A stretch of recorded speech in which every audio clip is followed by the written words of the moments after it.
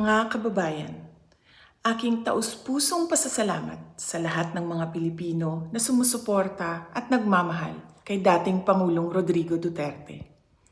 Sa mga kababayan natin sa Pilipinas, the Netherlands at iba't ibang panig ng mundo, napakalaking bagay para kay Pangulong Duterte ang pagtitipon ninyo para sa kanyang pag-uwi at kaarawan.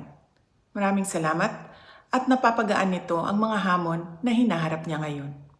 Alam din ni Pangulong Duterte na haharapin niya ang ICC na kasama ang lahat ng mga Pilipino sa iba't ibang panig ng mundo, lalo na ang mga kababayan natin sa Pilipinas. Sa kanyang pagdiriwang ng kanyang 80th birthday, huwag nating kalimutan na ipagdasal sa Diyos na sana ay biyayaan pa siya ng mas magandang kalusugan at mas mahabang buhay.